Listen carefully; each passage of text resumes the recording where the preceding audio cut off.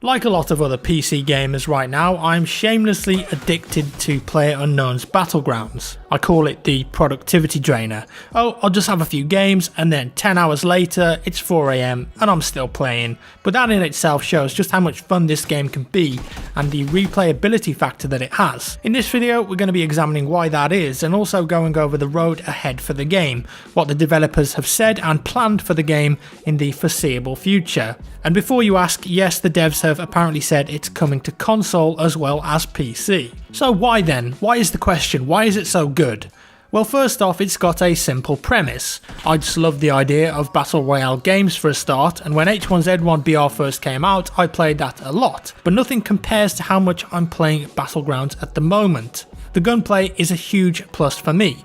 Each gun has a specific role, benefits and negatives. The M16 for example, it's a very easy gun to find and very powerful at range, whereas the AK for instance is super damaging up close, and shotguns can be lethal if you use them to push up on an enemy and clear a building. And then of course the sniper rifles that you can obtain from crates and the benefits of different scope combinations as well. Red dot sights or hollows are fantastic up close, but when the zone moves out of a city, the 4x ACOG is so powerful for taking out enemies at range. And then if you've got an 8x sniper scope, well, you're living the dream, and don't get me started on silencers, they are incredibly powerful, as well as all of the angled grip compensators and flash hiders in the game. My point is that there are so many ways to kit up and play the game. You will always gravitate towards certain weapons that are your favourites, but there are some that you might use in certain situations. Perhaps one game you might find a 4x ACOG sight and have to play differently. All in all, the game is pretty simple with a lot of choice, and it often gives you a different experience every single time. Combine that with all the heart-pumping moments that happen, those intense firefights, and you really want to win. Say the zone is moving fast and you've got multiple enemies, or you're pinned down and stuck in a 1v1. Not many games for me actually match that excitement anymore.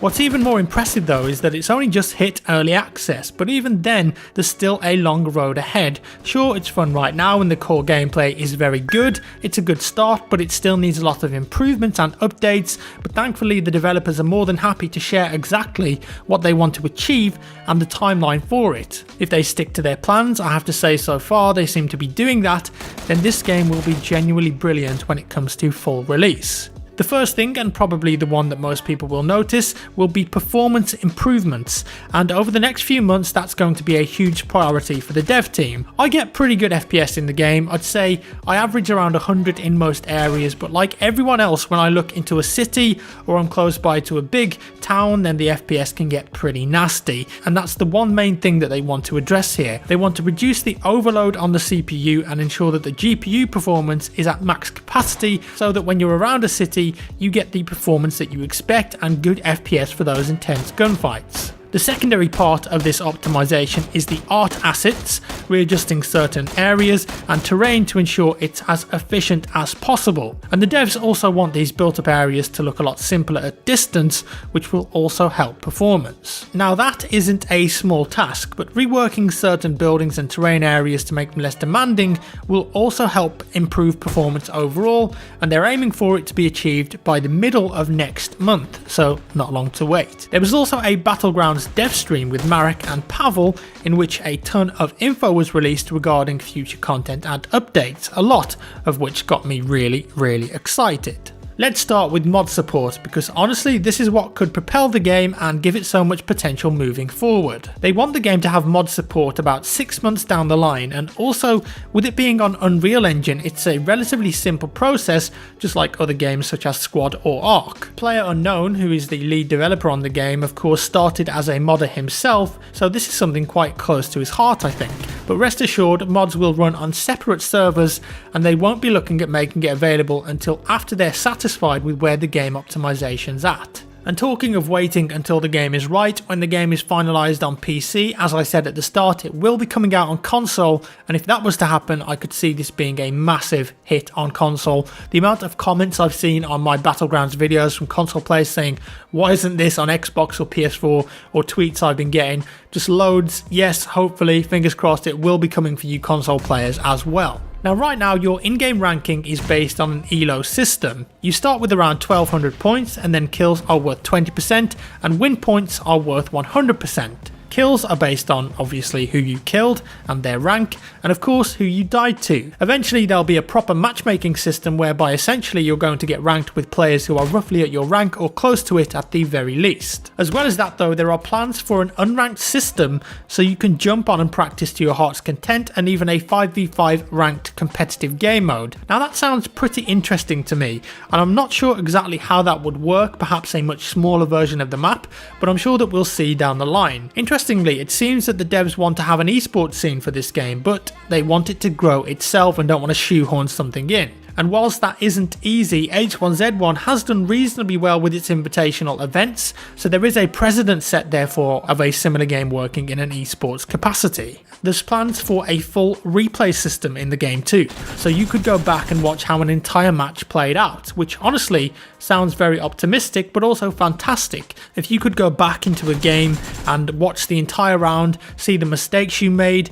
see where someone was hiding, how they snuck up on you, how other people play the game, that would be incredible. And I hope this does make its way into the game, but as you can imagine, this has no ETA just yet, and it's something that they want to add down the line. You can also expect a hardcore first person mode to be introduced with a slightly reduced UI and no crosshairs, and honestly I think I could see myself playing that a lot. I really want a first person only mode in this game because I think it could be fantastic, offer a different experience, and just be even more tense than the game already is. You've really got to think about your situational awareness in first person only. Having said that, it would be nice to have some FOV tweaks because the current FOV in first person is pretty bad, and I'm not sure how much I could handle that for an entire game, but the devs have said that yes, they are adding a field of view slider.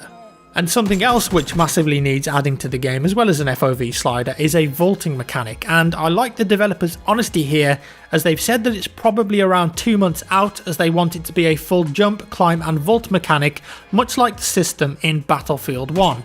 It certainly needs some tweaks to the jumping, which will come when the full system is in place. What about the attachments to the guns in the game? Well, right now the compensator reduces vertical recoil of a gun, the flash hider changes the muzzle light and particle effect, and the suppressor of course reduces sound but also makes a small change in random spread. The vertical foregrip reduces horizontal recoil by a large amount, and the angled foregrip reduces both horizontal and vertical by a smaller amount. Speaking of weapons, they also plan to improve the UMP because they believe it's too weak, and to be fair, they're probably right. Against armoured opponents, I'm pretty sure that most people would rather have a rifle, so the UMP is kind of insignificant right now. Other than that, expect new maps. One is already being worked on. Excellent. And new vehicles, a motorbike and also a dual carriage motorbike are in the works, as well as improvements to current vehicle physics. Also, the plan is to have more destruction in the game, much like they currently have on the doors, but it needs to wait until the optimization is in a better place because of course the destruction kind of messes with that. And lastly for today's video, a quick fire of other planned features that I thought you guys might be interested in. Rangefinders and binoculars are planned.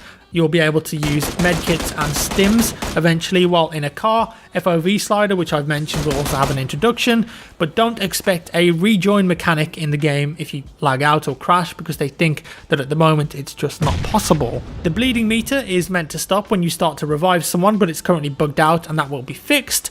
Map markers that you can currently put down are only visible to yourself, but eventually they will be visible by your partner, and if you're playing squads, of course your entire squad. Streamer specific features will also be making their way into the game, but no word just yet on what they will be, and also expect that player stats will be wiped when the final release of the game happens. At the moment it's selling like crazy on Steam, but remember it's still in early access. Overall, there are a ton of incredibly good changes in here, and I have to admit some optimistic ones, and while there have been many examples of early access games maybe staying in early access for far too long and not living up to their hype or sticking to what they say, we can only go on what we've seen so far, and in my opinion so far the updates for Battlegrounds have been very good, and the communication from the developer team with what's been worked on has also been really impressive. I've got very high hopes for this game, and I think a lot of other people do, considering considering how popular it currently is on Steam and Twitch. If the dev team achieve what they've set out to and keep all of their promises,